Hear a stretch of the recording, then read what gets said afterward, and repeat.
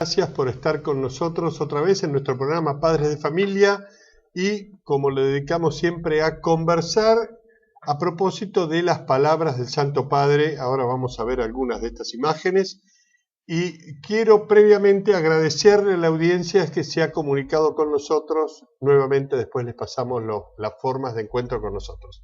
Ahora hacemos las primeras imágenes del Santo Padre a propósito de uno de los sermones que acaba de pronunciar en su reciente visita al Líbano. Veamos las imágenes. Acabamos de escuchar esta magnífica exposición del Papa de pocos días atrás en el Líbano, de la cual rescato dos frases. La primera que quiero conversar en este bloque es esta expresión del Papa: si quieres la paz, defendamos la vida. O sea, la estrecha relación que existe entre la paz y la defensa de la vida humana. Y ese es el tema particular que tenemos en nuestro programa, porque desde hace un tiempo, y ahora se va a ir agudizando la situación, tenemos un feroz ataque a la vida humana y a la familia en el seno de la sociedad argentina. Para hablar de este tema, invité a la doctora Chinda Brandolino. Muchas gracias por acompañarnos, Chinda, otra vez. Gracias a vos, Eduardo. Te agradezco que me hayas invitado. Bueno, y entonces quería compartir contigo primero esta expresión del Papa: si queremos la paz, defendamos la vida. Por supuesto, el Papa está notablemente preocupado desde el inicio de su papado y ya en una sola línea de continuidad con su santidad Juan Pablo II, ¿no? De feliz memoria. Creo que la principal preocupación del Papa... Y de beata memoria. Sí, y de beata memoria. Es este ataque terrible que se da en el mundo a la vida, sobre todo a la vida naciente, a la vida indefensa. Cuando, en el seno de su madre, la primera semana de vida, y el anciano indefenso o el enfermo indefenso, ¿no es cierto? Sí. La llamada, con eufemismo, muerte digna. Esa es y sobre todo el aborto. El aborto es, y esa palabra que usó el Papa en estas hermosas imágenes, contracorriente. Al ser cristianos que naden contracorriente. Varias veces en sus discursos ha usado. ¿Por qué? Porque indudablemente la corriente mundial, el pensamiento único, políticamente correcto, es favorecer el aborto, favorecer, por supuesto, las relaciones homosexuales, favorecer la experimentación humana con embriones y la llamada fertilización asistida, fertilización en el vidrio. Esa sería la dirección única de todo el mundo, ¿no es cierto?, a partir del gobierno mundial, y el Papa, como ha hecho siempre la Iglesia, levanta su voz protegiendo a los más débiles. Ahora, Chinda, acá este ataque a la vida humana, ¿es exclusivamente en la Argentina o se está dando en todo el mundo? Uno tiene la sensación de que pareciera que la Argentina hubiera sido elegida para experimentar con el ataque a la vida humana. No, ¿es así? ¿Pasa en el mundo? ¿Cómo es? Esto es en todo el mundo. Es en todo el mundo. En Argentina, se puede decir con más desenfado y virulencia en estos últimos 4 o 5 años, brutalmente, ¿no? Sin ningún pudor por la gente que detenta el poder. Ajá. Entonces acá hay una clara... perdón, le recuerdo a la audiencia, porque desde hace años nos dedicamos a esto.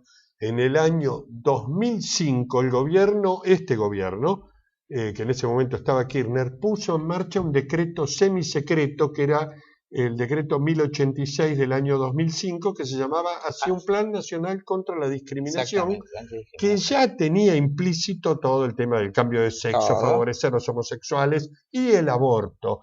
Digo esto porque la gente, y a veces también la gente que está próxima a la Iglesia, dice: ¿y esto qué sorpresa? ¿Quién se lo iba a prever? ¿Quién se lo iba a imaginar? Claro. Ya hace tiempo que lo tenían preparado. Por supuesto. Entonces, a mi forma de ver, y creo que hace muchísimos años me dedico a esto, a tratar de neutralizar lo que el Papa Juan Pablo II llamó la cultura de la muerte, ¿no? Sí. Con todas mis fuerzas, como madre, como católica y como argentina, trato y como médica, de oponerme a esta barbaridad. Vos concurriste recién a una audiencia pública donde se trata de estos temas. Claro, mirá. Ahora, por supuesto, hubo una avanzada de leyes. Vos nombraste esto del 2005, pero empiezan con la ley de salud reproductiva, la ley de educación sexual, el decreto antidiscriminatorio, el matrimonio igualitario y ahora la reforma del Código Civil. Sí. Obviamente, para poder implementar la reforma del Código Civil van a reformar la Constitución, porque los derechos del recién nacido o del recién concebido están guardados en nuestra Constitución, en los pactos internacionales que tienen rango constitucional. Entonces, ves una línea única de ataque a la vida naciente en nuestro país, desenfadada y furiosa, en un país que está despoblado, ¿no es cierto? Entonces, el versito de la superpoblación en nosotros no se puede aplicar. Ahora, yo también me acuerdo, porque la gente estaba tranquila, que decía, no, la Presidente prometió que no iba a tratar el tema del aborto. Estuve con vos hace un año cuando mucha gente católica de buena fe decía eso. Por supuesto, fíjate vos cómo no permite tratar el tema del aborto, pero manda a la Suprema Corte, que está a sus órdenes, es evidente, a hacer un fallo en abstracto, dando el visto bueno a un supuesto aborto que ya había sido. Entonces, eso no es ley, es un fallo que, por supuesto, si hubiera muchos fallos, hablaríamos de jurisprudencia para modificar la ley. Pero el Poder Judicial no tiene capacidad legislativa.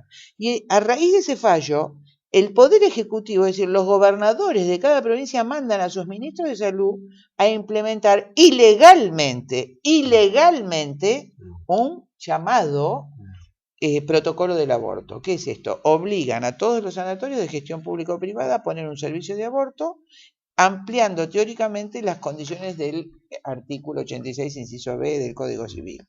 Y junto con esto obligan a los médicos, hasta veladamente niegan la objeción de conciencia, una barbaridad, donde la Constitución prevé el aborto. Pero si esto va a ser ilegal, ¿no corren el riesgo de que el día de mañana alguno de nosotros venga y les diga, eso que usted hizo es ilegal, cometió un asesinato amparándose en una ley que no existía, ahora vaya preso? Por eso es que van a reformar el Código Civil. O sea, previendo lo que vos estás diciendo, es que van a reformar el Código Civil y a renglón seguido de la Constitución, mostrando en nuestro país, por lo menos, la vulnerabilidad. Es decir, eso no tiene nada de sagrado ni de importante. Si lo modifica como quiere el gobierno de turno, te das cuenta que entonces ¿en dónde nos podemos apoyar? ¿De qué ley hablamos? Pero es mucho más que eso, y esto es lo que yo dije en esta impugnación verbal que hicimos estas audiencias públicas se realizaron en varios lugares, creo que inútilmente, ¿no? O sea, de más está decir que creo que el gobierno ya tomó la decisión, ya se tomaron las medidas, y como con la ley de educación, dan un viso de democracia diciendo nosotros consultamos a todos los estamentos. Es un teatro, estoy convencida de que esto es así, no obstante yo fui, en La Plata se hizo en el rectorado de la universidad y el rectorado de la Facultad de Derecho, allí estuve yo, que tenía la audiencia para el viernes a las 10 de la mañana y me la adelantaron para el jueves a las 5:30 del mismo día. Mi secretaria estaba, por supuesto, en su computadora y lo vio, si no hubiera quedado fuera de la audiencia. En esa audiencia estaba el señor Filmus, a mi derecha estaba la legisladora Camaño y Gil Saavedra. Bueno, y muchísima gente de la cátedra de familia y gente de los abogados, que evidentemente aplaudieron muchísimo cuando hablé, lo que te denota, cuando hablaron todos los otros expositores. Filmus no creo que te haya probado. No, la gente de La Plata, no sé si me expresé bien. La gente estaba llena, el salón de abogados y docentes, toda la cátedra de familia y de otras cátedras de la universidad, de la Facultad de Derecho, de la Universidad Estatal, te estoy hablando de La Plata, ¿no es cierto? Y todos los objetores, todos los que hablaron en contra de la reforma del Código Civil, eran todos abogados. La gente aplaudió muchísimo. Pero si vos me preguntás, realmente charlaban Gil Saavedra con otro legislador que tenía al lado, la legisladora Camaño, no escuchaban lo que los expositores, por supuesto. Yo hablé un poquito más fuerte, me extendí más de los 10 minutos, me llamó la atención uno de los legisladores de la mesa, justamente cuando dije lo que voy a decir ahora. ¿No es cierto? En primer lugar, expuse los puntos por los que es inadmisible la reforma del Código Penal. No podemos negociar, no podés aceptar la fertilización asistida, la fertilización en el vidrio, porque es interrumpir el pilar de nuestra sociedad, como está armado, que es el matrimonio de un hombre y una mujer, y la transmisión de la vida en ese ámbito. Ahora, además de esa interrupción, en la fertilización en el vidrio se generan un montón de embriones que son los hijos de ese matrimonio que se presta. De este tema es lo que quiero ingresar especialmente. Hacemos un breve corte. Estamos conversando con Chinda Brandolino a propósito de los ataques a la vida humana y la defensa de la vida humana, siguiendo en parte, recuerden lo que acabamos de ver al principio de nuestro programa, las expresiones del Papa en un momento que primero nos alentaba diciendo, si queremos la paz, defendamos la vida. Pero en una segunda parte, si ustedes escucharon atentamente, dice el Papa, no se puede concebir que el mal triunfe por la pasividad de los hombres de bien. O sea, el deber de los católicos de no bajar los brazos a pesar de que pareciera que el enemigo fuera muy grande. La victoria la da Dios, la da nuestro Señor Jesucristo. Nosotros duramente podemos poner un palito como para ayudar con esto. Los 5 panes y los 2 peces, el Evangelio. Exactamente. Chinda, estabas hablando recién de este fenómeno que Chinda Brandolino es médica y médico forense y conoce el tema de la vida. ¿Cómo es este fenómeno que se puede gestar una persona en un frasco? Va a quedar ahí, no va a tener su padre, eso va a ser inocuo para el futuro. Una persona que diga, quiero conocer a mi papá y a mi mamá, no, desaparecieron, señor.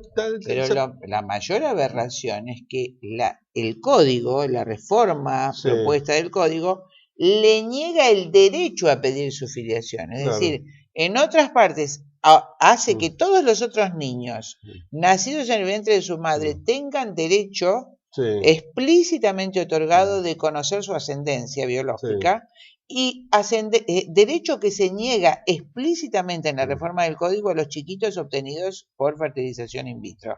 O sea, a los supuestos hijos de desaparecidos, sí.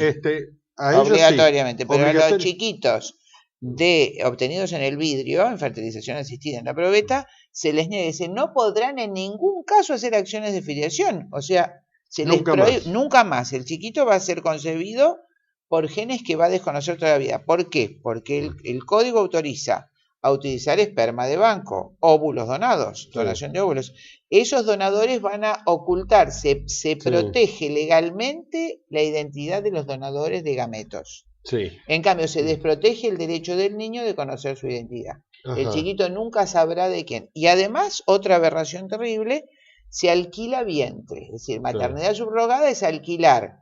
¿Qué es eso? Es llevar a la esclavitud, toda la esclavitud que nosotros decimos combatir. Vos imagínate, una mujer pobre tiene que ser muy pobre porque necesita desesperadamente ese dinero para asumir los riesgos de un embarazo, llevar ese chiquito y saber que se lo van a arrancar cuando tenga familia. Y además esto que podría darse, que alquilamos de una negra, la cruzamos con un japonés y la hacemos parir de un vientre de una mujer. Por supuesto, da lugar a todas las experimentaciones que vos y así como experimentaciones. Ahora, ¿cómo va a ser una persona que nazca de un vidrio que no...? Ya hay un montón. Por supuesto, desconocemos el alcance, porque esto sí es experimental. Ya algunos tendrán una 20, 30 años no estuvo en y los padres, desgraciadamente la gente está tan, a través de los medios de comunicación masivos, ha sido tan bombardeada nuestra gente que cree que eso es totalmente lícito, que es normal, como ya cree que todo es normal. Perdieron el patrón de las normativas de conducta. De hecho, todas estas gestiones gubernamentales últimas tratan de borrar la palabra ética y moral de todo. Pero a mí hay cosas que me conmueven. ¿Cómo puede salir un chico que cuando nace encuentra 2 hombres que le dicen yo soy tu papá y tu mamá? Pero sale loco. Obvio, sí. Fíjate vos que ahí ha habido ponencias o notas de distintas asociaciones homosexuales diciendo que no hay ninguna razón para negar la adopción a los hijos, que no hay alteración. No es cierto. En los estudios médicos de todo el mundo, los chiquitos adoptados por matrimonios homosexuales tienen mucho más alto índice de suicidios, muchos más altos índices de trastorno de identidad, de alcoholismo y de adicciones. Eso son las frías estadísticas europeas. ¿No es cierto? Entonces acá se cuenta otra cosa, pero esta es la verdad. Entonces nosotros negamos al niño la posibilidad de tener lo que la naturaleza da. Nada más, no decimos algo raro. La naturaleza, si todo se hace biológicamente, por vía natural, hay un padre y una madre. A mí, te digo, me aterra esto. Yo pienso en el juez Lorenzetti, el de la Suprema Corte de Justicia. Terrible. Él se hace responsable del futuro de nuestros hijos, de estas aberraciones que van a ocurrir. No, porque él no va a estar. Entonces te das cuenta de la liviandad con que se hace. No les importa. Yo creo que no. Es decir, ¿qué va a pasar con estos chicos cuando tengan 40 o 50 años? No. Y además con esos chiquitos, además su sentimiento y su apreciación subjetiva, que se les haga una ley aparte. Esos chiquitos son discriminados por la ley. Ellos no van a poder hacer juicio de filiación. Mientras todos los otros niños concebidos en el seno materno tienen derecho, están protegidos por la ley a saber quiénes son sus padres, para exigir a sus padres el cumplimiento de sus obligaciones. Estos chiquitos expresamente prohíbe el Código Civil, la reforma, nunca podrán hacer acciones de filiación. Chinta, yo voy a una cosa más psicológica. Uno a cada bebé que ha tenido, igual que te habrá pasado con tus 8 hijos, los acariciaste, los llenaste de mimos, de besos, y estos van a recibir el abrazo de un barbudo asociado con otro peludo que van a decir yo soy tu papá y tu mamá. Es una cosa que me rompe la cabeza, ¿no? Y bueno, una cosa de locos. Shakespeare, creo que a principios del siglo XVI, dijo: desórdenes en la naturaleza provocan desórdenes contra la naturaleza. No estamos inventando nada. Todo lo que desordena, porque es una posición que tiene un anclaje. Por supuesto, toda la gente que defiende esto tiene una posición que tiene un anclaje filosófico y teológico que expresamente niega el orden natural. Es decir, ellos creen y quieren creer, te diría, y quieren hacer creer que no hay un orden natural. Por supuesto, vos mirás nada más la naturaleza que te rodea, como decía Santo Tomás, y resulta que si llueve en primavera, la semillita fructificó y nació la planta de trigo, y si el trigo y la alfalfa crece, entonces el ganado va a poder comer, y todo va ocurriendo con el orden de las estaciones. Esta gente niega todo eso, no hay orden natural, bueno, todo es porque sí. Tenemos que ir rápido, pero en esta reforma del código está ese tema de la voluntad procreacional, ¿no? Claro. O sea que una persona no puede tener hijos o no quiere tener hijos y entonces hace una cosa, ¿cómo es eso? Que puede llegar a tener 4 padres. Claro, es decir, lo que prioriza lo mismo que en la elección de sexo. Es tu voluntad que vos dejás sentado lo que querés hacer o lo que no querés hacer. Y por supuesto, olvidé decirte que el código legitima la fertilización asistida con semen congelado de un progenitor muerto. Lo cual es aberración. Cuando vos tenés un hijo, es un acto de la voluntad libre. Vos imagínate que guardaron tu esperma, moriste y eso lo usan sin tu voluntad para tener un hijo cuyo destino tampoco vas a saber, porque además autorizan la fertilización, la experimentación con embriones. Mirá. O sea que puedo tener 1000 hijos si quiero. Por supuesto. Así como un toro reproductor. Aunque vos no quieras. Aunque yo no quiera. No importa si vos quieres. Y que si además alguien me eligió a este que tenía ojos azules claro, con esto. El otro lo matamos. Entonces vamos a tener 500 hijos así que van a estar. Otra cosa que dice el Código Civil. Esos chiquitos, ¿no es cierto? Los niños que nacen en el vientre de su madre se consideran personas desde que son concebidos en el vientre de su madre. En cambio, los que son concebidos en probeta solo serán personas cuando aniden en el útero de una mujer. En todo ese trayecto, desde que son fecundados, no se consideran personas, por lo tanto, esos embriones, que los hijos de quien sin saberlos ha hecho, pueden ser usados para cualquier fin. Por ejemplo, podés hacer nenitos para experimentación humana, cruzarlos de alguna manera, desarrollar órganos. Vos nunca te vas a enterar. Pero ¿puede haber algún castigo o alguna pena a los que están promoviendo esta degeneración? No, porque es el gobierno, amor. Porque tienen el poder. Sí, pero ese poder les va a durar un tiempito, porque cuando yo creo que los niños chiquitos, el día de mañana, cuando digan ¿dónde está mi papá?, van a salir a crucificar a los... La vida tiene su vuelta y la naturaleza, como mi párroco dice, Dios perdona siempre, los hombres a veces, la naturaleza nunca, ¿no es cierto? Esa vuelta, por supuesto, la va a tener. Y quiero aclararte que cuando estaba en esta respuesta, en esta pretendida impugnación de la reforma del Código en la Facultad de Derecho de La Plata, a mi derecha estaban esos funcionarios que mencioné, Entonces, cuando vi esa indiferencia, dije, lo que pasa es que esto es mucho más que una reforma legal. Esto es un cambio de concepto de nuestra vida. Nos quieren cambiar los principios, nuestra forma de vivir amada, heredada, tradicional, lo que crecieron nuestros padres, nuestros tíos, nuestros abuelos, nuestros tatarabuelos, y que nosotros creemos, las quieren cambiar a través de todo esto. Es decir, todos los medios de comunicación masiva y las leyes que nos obligan a vivir de otra forma. Y así se hizo en la Unión Soviética, en la China de Mao y en la Cuba de Fidel Castro. Hace poco la Iglesia sacó un documento explicando todas estas cosas y me acuerdo que lo tuve acá al profesor Verdera. Cuando estábamos hablando de este tema le digo, pero ¿qué aspecto positivo tiene este cambio? Porque está diciendo que tiene algunos puntos positivos. Este código que tiene es una degeneración arriba de la otra. No tiene ninguna cosa positiva, no sé por qué. Que sí, la Comisión Episcopal dijo que tenía aspectos positivos, no sé cuáles son los aspectos positivos. Y las eminencias del derecho que van a derogar la ley de gravedad. Fue objetado por todas las personalidades famosas del ambiente jurídico nuestro.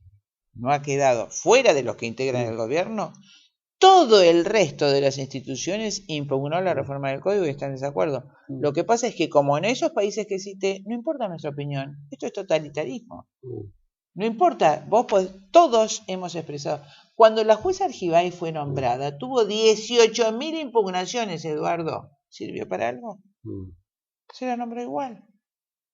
Entonces, de que todos estos movimientos los hemos hecho, nos hemos opuesto a estas leyes, todo el país se ha opuesto. Y sin embargo, obviamente es un régimen totalitario, no hay ninguna duda que es así. ¿Qué otros aspectos se tratan en la reforma del Código Civil? Los aspectos fundamentales son la aceptación del matrimonio del mismo sexo como matrimonio, la aceptación de la adopción de esas personas, a chiquitos, la aceptación de lo que se llama fertilización asistida, y a mí me gusta llamar fertilización en el vidrio, en todo su espectro, la negación de esos nuevos chiquitos al derecho de filiación, de conocer sus ancestros, la legitimación de la esclavitud de las mujeres pobres que por un dinero tienen que alquilar su vientre a una mujer rica que seguramente querrá evitar las molestias de tener su hijo, entonces alquilan a una pobre mujer. O sea, la involución hacia la historia de la esclavitud. La pobre tiene que alquilar su vientre y la rica pagarle, ¿no es cierto? Entonces, por dinero eso se llamaba antiguamente prostitución, ¿te acordás? Ahora, ¿hay algún negocio, gente interesada en lucrar con esto? Por supuesto, porque hay varios negocios agregados. El principal en este campo es todo lo que hace la fertilización asistida, es el negocio más floreciente en la medicina de ahora. Ajá, ¿cuál es el negocio? La fertilización asistida. ¿Pero en qué consiste el negocio? Ahí los papás que no pueden tener familia van desesperados, pagan lo que sea. ¿Cuánto se paga un hijo? ¿Cuánto se vende? No sé decirte, sé que hay gente que ha vendido una casa para pagarlo, porque además empiezan por varios pasos. Perdón, la pregunta te la voy a hacer así. No importa que me digas 10.000, 50.000, 100.000 dólares. Claro. ¿De cuánto es el negocio en el mundo? Mueve el volumen.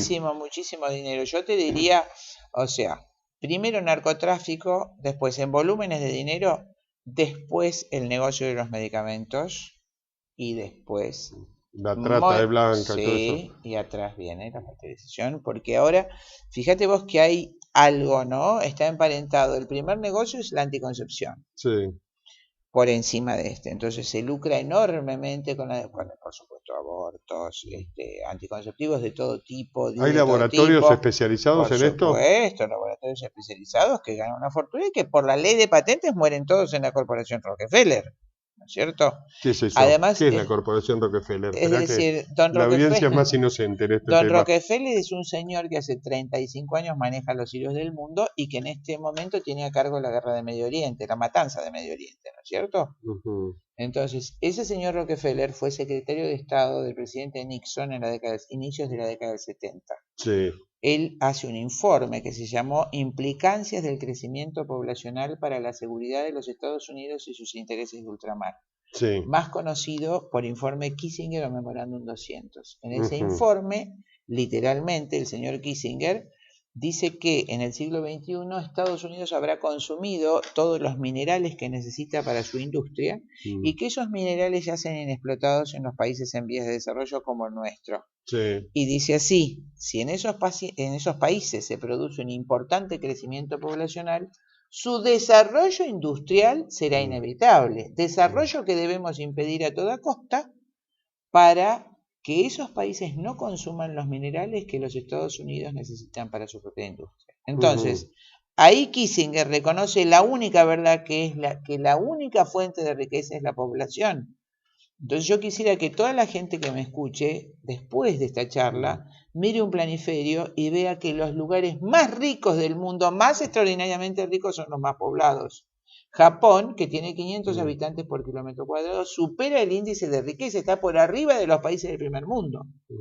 ¿No es cierto? Sí. Singapur, Hong Kong, Nueva York, por supuesto, Alemania. Francia, un país 22 veces más chico que Argentina, tiene casi 80 millones de habitantes y paga 2.800 euros por cada hijo a la mujer que lo tenga, 20.000 euros de premio si tienen el tercer hijo y el plan euro, 1.000 euros por mes hasta los 12 años a cada niño.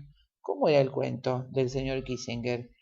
Porque en ese mismo informe que te mencioné, Kissinger dice que hay que estimular a las familias pequeñas y hay que educar y estimular con dinero, ¿no? Sí. Para eso a los dirigentes políticos, para convencer a la gente de que es mucho más sano no tener hijos y que los hijos traen pobreza. Y dicen un parrafito, lógicamente para que esos países no sospechen hay que esconder esto detrás de planes sanitarios. ¿No es cierto? Entonces cuando hablamos de salud reproductiva no hablamos de ninguna salud, hablamos de enfermedad, hablamos de interferir el ciclo normal de una mujer que su salud es tener hijos para enfermarla objetando sus procesos biológicos y engañándola. Mira, estaba viendo el último anticonceptivo que comentamos en un momento, que se implanta en la mujer. Sí. Bueno, es un gestágeno, depende de la progesterona. Explicarle, perdón, porque la doctora es médico y la audiencia de pronto no es médico. Hace un tiempito atrás se dio a conocer un anticonceptivo que me llamó la atención porque es como un escarbadiente que se clava adentro de un brazo. Claro. ¿Y en qué consiste? ¿Qué es eso? Porque tuvo una promoción en toda la prensa que parecía que habíamos descubierto la maravilla. Por supuesto. A ver, contate eso. Cerrando lo que yo les quise decir al principio, es el primer negocio es la anticoncepción. Nosotros pedimos préstamos a intereses altísimos para matar a nuestros hijos. Sería el corolario de eso. Bien. Porque todos los anticonceptivos hormonales son abortivos. Todos son abortivos. Porque además de interferir la ovulación, es decir, sería impedir la concepción, en algunos ciclos, en todos los casos, aplana la pared interna del útero, lo que se llama endometrio, de manera que el embrión fecundado no pueda anidar. Eso acá en Japón se llama aborto. Pero queda feo. No lo decimos, entonces decimos interrupción del embarazo. Claro, o anovulatorio, y en todas las mujeres chochas legitiman su acto moral con eso. Pero ahora ya supera todo eso porque la propaganda es la panacea total, evitando todas las molestias de los otros anticonceptivos que tenían estrógenos, entonces podían intervenir. Damos que no tiene ninguna contraindicación, salvo si tenés problemas de coagulación o de colesterol, tromboembolia, grandes problemas venosos o accidente cerebrovascular o infarto. Sí, podés quedar estúpido por un derrame cerebral o tener un infarto de miocardio, pero sacando esas pavadas o una trombosis venosa, otra cosa no. Bueno, por supuesto te puede volver loco, depresión, acné, que es una cosa menor, engordar, te aumenta el apetito. En fin, mareos, vértigos, náuseas, pero fuera de esas pavadas. Y que tengas Así se miente la medicina. Sí. A mí me llamó la atención cuando leí esta propaganda tendrá un mes y medio atrás, que de paso, como es una competencia con otros anticonceptivos, de paso comentan que los preservativos tenían una pequeña falla del 20%. Sí. Entonces, está reconociendo que tiene. Claro, o sea, antes era, si uno a la iglesia la criticaron por decir que tenía una falla del 20%. Ahora, como tienen que vender el otro, para poder vender, dicen, mire que tiene... Tal cual, como argumento de venta dicen lo siguiente, que este nuevo supuesto anticonceptivo es inyectable, se inyecta en forma subcutánea, tiene liberación prolongada durante 3 años. Es decir, se pone una cosa, se corta con anestesia local en el antebrazo, se pone eso y eso va liberando hormona durante 3 años. Se puede sacar y entonces ahí muy, ¿cómo te diría? Alegremente dicen que ni bien te lo sacás podés quedar, la mujer recupera su fertilidad.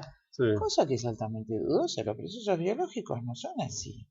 De hecho, en Italia se reportan menopausias a los 22 años porque las chicas usan anticonceptivos desde los 12, por esa sola razón. Vos no podés jugar con el organismo, vos inhibís esos procesos y nadie te garantiza que después esos procesos de fertilidad vuelvan.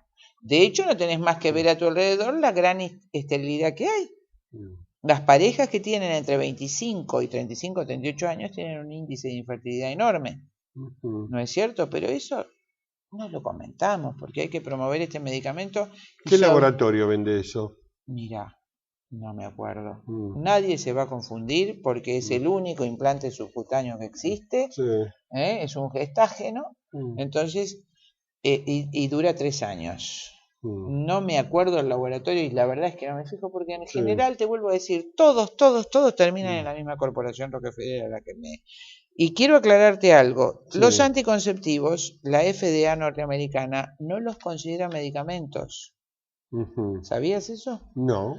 Porque me dije, claro, medicamento para la FDA, que son más serios que nosotros, es toda sustancia que introducida en el organismo recupera la salud, cura la enfermedad o prolonga la vida. Como no hace nada de eso, lo consideran drogas, porque droga, según ellos, es toda sustancia que introducida en el organismo por cualquier vía interfiere en los procesos biológicos, provoca enfermedad o muerte. Entonces ellos, fíjate qué curioso, no lo consideran medicamento, sino droga. Y como tal no paga impuestos. No paga impuestos. O sea que todo ese dinero se va de nuestro país. Esas enormes... Fíjense qué negocio redondo. Nosotros pedimos préstamos al Banco Mundial. Nos dan plata, compramos la droga, veneno. No, pagamos. O sea, pagamos eso, debemos esa plata. Todo ese lucro del anticonceptivo se va afuera. Y además nos interferimos en nuestra salud. ¿No es que están prohibidos los medicamentos, que hay trabas a la importación? ¿En esto no hay ninguna traba? No, en esto no.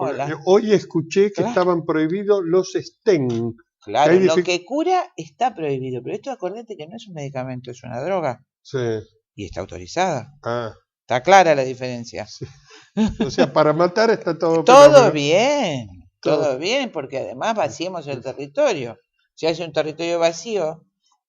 Dije, me refería a Francia. Francia, vamos a hacer la composición del lugar. Que es para otro momento, que es el tema demográfico. La Argentina es el 8º territorio más grande del planeta, con apenas 40 millones de habitantes. Escasos, porque se siguen Acá yendo. la obligación sería todo el mundo a tener relaciones para multiplicar y para hacer crecer el país, que hubiera más población, y hacemos todo lo contrario. Todo lo contrario. Fíjate vos que hemos regalado las hectáreas de frontera, 400.000 hectáreas a Douglas Tompkins.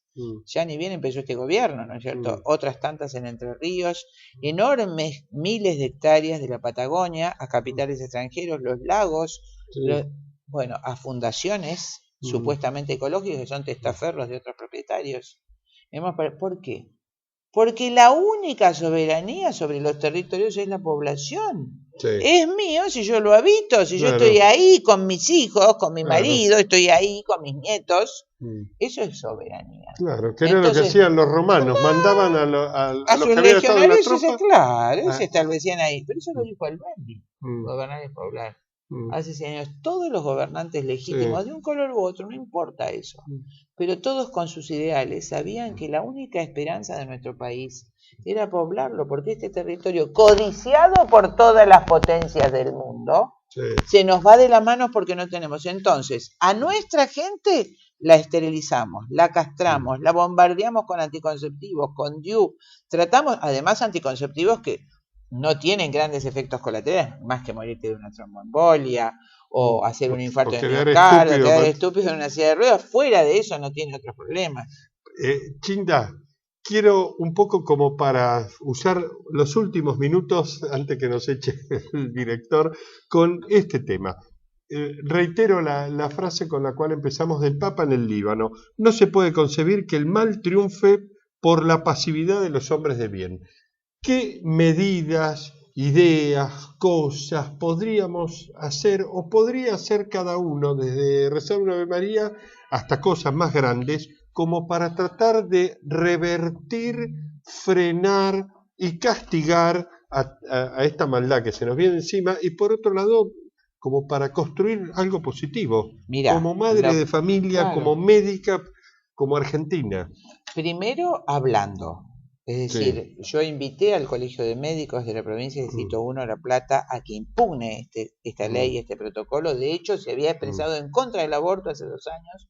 Mi Colegio de Médicos, 7.000 médicos de la ciudad de La Plata. Sí. Entonces, hablar en los medios, explicar la verdad de esta mentira encubierta de lo que hacen estos productos, hablar la verdad sobre la desprotección que tienen las mujeres si se legaliza el aborto, como pasó en España.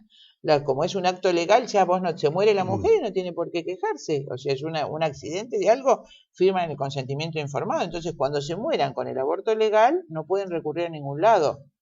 Como así los chiquitos no tienen derechos, las madres que alquilan su vientre por plata no tienen derechos porque son pobres. Entonces, decir esta verdad, y también, fíjate vos, no sé si tengo tiempo, en 2 minutos, tiempo. Hay un movimiento al que me referí al inicio del programa, feminista. Cuando decimos feminista no es buscar a la mujer en la mujer, es negar la femineidad.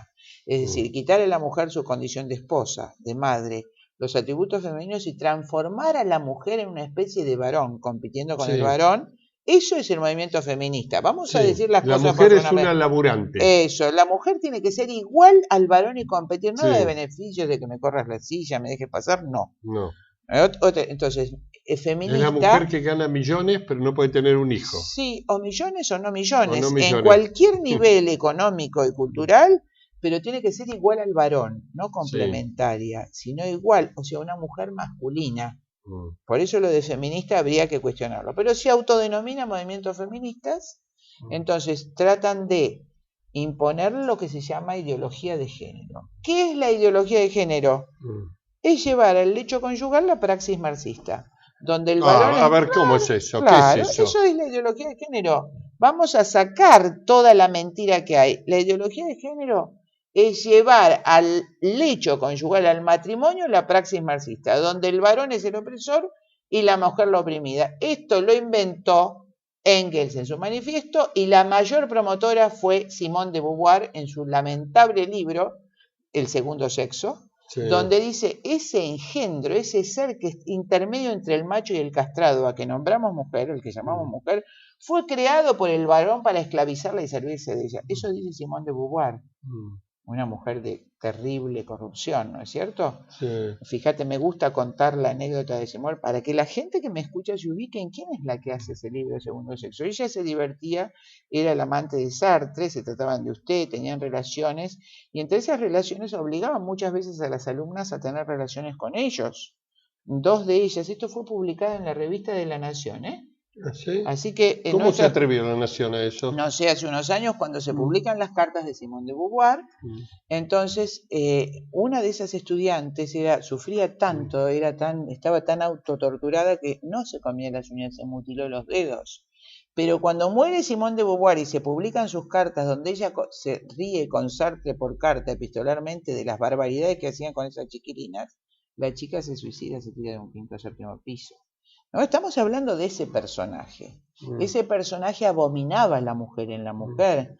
Entonces, ideología de género, Simone de Beauvoir, es llevar a nuestra lecho. ¿Quiénes impulsan la ideología de género en la Argentina? Todo el gobierno actual y el gobierno universal. ¿Una presidenta puede hacer eso? Sí, presidente queda mejor, pero si querés presidenta... No, porque ella es presidenta, no es lo que dice la Constitución que dice presidente. Es una nueva figura. Sí. Por eso está impune, por eso puede decir todas estas cosas y no es cierto. Bueno, la ideología de género que se impulsa en todos los ámbitos educativos, primario, secundario, universitario, y se obliga a hablar de género, es eso, donde la mujer para liberarse de su lucha, o sea, la lucha de clases estaría en la lucha sexual, tiene que romper con el matrimonio y romper con la maternidad. Entonces la esponsalidad sería el dominio del varón sobre la mujer. Eso es la ideología de género. Sí. Y eso es lo que invitan a disolver. Por eso también es vergonzoso que... Perdón, pero yo tenía entendido que la ideología de género además era que el género es, el sexo es una construcción. Por supuesto. O sea que nosotros si queremos no... Eso es el concepto marxista y por eso me refiero que dice Simone de Beauvoir que ese ser entre el macho y el castrado fue inventado por el sexo masculino, creado, construido. Sí. ¿No es cierto? Que es un invento, que hay que deshacer ese invento y construir otro. Entonces, ¿por qué el lesbianismo? Porque la lesbiana no es mujer.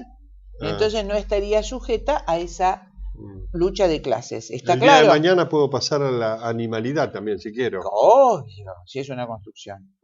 No hay nada natural. Entonces desvincula, terminando lo que es ideología de género, el sexo biológico de la sexualidad o genitalidad. Entonces vos podés nacer varón o mujer o lo que quieras, pero eso no te condiciona para nada. Según esto, vos creás, elegís cómo querés hacer sexualmente con tu vida y con la del otro, ¿no? Porque el sexo se ejerce en otro.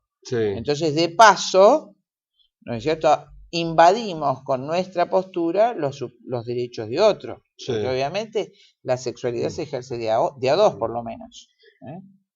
Ahora sí, los últimos minutos. ¿Qué otra cosa podemos hacer para, como dice el Papa, no permitir que el mal triunfe por la pasividad del bien? Bueno, por supuesto, esto que estamos haciendo es básico. Tratar de que llegue a más cantidad de gente, a muchos hogares argentinos. ¿Vos tenés institutos de forma de Por supuesto, nosotros hemos hecho ya en la Universidad de La Plata un programa, Santayana Beretta Mola, para defensa de la vida, de investigaciones biológicas. Hemos hecho la Cátedra de la Mujer, hemos hecho a Incarín. Si la gente que nos ve se quiere poner en contacto, ¿a dónde recurre? Bueno, por supuesto, yo voy a dar mi mail. Sí. chindacbrandolino@gmail.com y por supuesto puede dirigirse a la Universidad Católica de La Plata, al Instituto de Bioética o al programa Santayana Beretta Mola. Y por supuesto a la Comisión Arquidiocesana de la Mujer de La Plata. Que por supuesto hemos subido cibernéticamente todas tenemos nuestra página. Hay muchos otros grupos en todo el país, gracias a Dios, hay grupos que defienden la vida y hay cosas lamentables. Por ejemplo, fíjate vos, de paso, no sé si tengo un minuto. Un minuto. Hace 26 años que hay un movimiento feminista en nuestro país que convocó el presidente Alfonsín, que se llama Mujeres Autoconvocadas. En realidad tiene una poderosa organización con muchos fondos nacionales y internacionales, que es un movimiento marxista de base. Entonces hace una reunión donde convoca a todas las mujeres de esa ciudad para convencerlas de la perspectiva de género. Y por supuesto, hacerles ver que están dominadas por su esposo, por sus hijos, y tienen que divorciarse, romper, y que la iglesia es el principal órgano opresor. Entonces que a los chiquitos, por supuesto, hay que enseñarles a masturbarse desde que son chiquitos, es sacar todo pudor, acordate que esto es crear una construcción social, cambiar nuestra sociedad, hacer una sociedad marxista, sin ética, sin tradición y sobre todas las cosas anticristiana, porque así lo dice Gramsci también. La destrucción de la iglesia es el primer objetivo para implantar un régimen totalitario marxista. Ese encuentro de mujeres se hizo, por supuesto, durante 25 años, este año se va a hacer en Posadas, y el obispo de Posadas ha dicho que es una maravilla. Estamos como queremos. Por supuesto, les da el hospedaje católico a ellas. A las católicas que queremos ir, no. Se le ofrece, la página del encuentro ofrece la casa de ejercicios de los jesuitas, la casa de Betania, no me acuerdo cómo se llama, a las mujeres autoconvocadas que dentro de los talleres van a combatir expresamente la Iglesia Católica. ¿No es cierto? Y uno de sus sacerdotes ha dicho que es muy necesario, lo mismo que el obispo de Bariloche, que esos temas se tienen que tratar, que esos temas, que estamos en una sociedad pluralista, que no en la Edad Media, o sea, y que Cristo pacíficamente dejó que lo crucificaran. Eso es una herejía y un error. Vamos a decir, ser buenos, que es un error, porque a Cristo lo crucificaron justamente porque le dijo a los fariseos lo que los fariseos no querían escuchar. Si Cristo hubiera sido pluralista, hubiera dicho, bueno, muchachos, ustedes están a favor de esto, pero fenómeno, no lo hubieran crucificado nunca. Entonces al cura del obispo de Posadas, que está diciendo esa barbaridad, creo que está hablando de otra religión. Porque a Cristo lo crucificaron. ¿Quién es el obispo? El obispo es un tal Martínez, que no es Martínez el obispo de San Luis que acaba de sacar un documento hermoso contra el aborto, ¿no? Es otro Martínez. Este parece que se lleva muy bien, recibió a todas las cabecillas de las autoconvocadas, ha dicho que es de mucho interés ¿Estuvo hacer con el eso. hermano Chanta que estuvo la semana pasada también acá? No lo sé. Ya es lo único que falta. Pero... No lo sé. Les dio el hospedaje y además dijo que cuando nosotras vamos, que además todas las mujeres que nos oponemos al aborto, que tenemos muchísimos hijos, vamos pacíficamente. Pero damos otra opinión en los encuentros para que las mujeres que van inocentemente sepan que esto está todo armado y que la verdad es esta otra. ¿No es cierto? Entonces, lo único que podemos hacer es en la boca misma del lobo, en su reunión, decir la otra verdad, que es la verdad de la Iglesia de Benedicto XVI. Esto nos ha pedido formalmente el obispo que no vayamos a confrontar, que si ellas tienen otra opinión, que dejemos la opinión circundante. Esta es la realidad, desgraciadamente. Chinda Brandolino, muchísimas gracias por a vos, tu presencia en nuestro programa. Bueno, ha sido un programa que creo que no han quedado muchas dudas, o por lo menos tratamos de decir sí, esto es la verdad, no, por este camino no vayamos. Nos vemos en nuestro próximo programa la semana que viene. Será hasta pronto.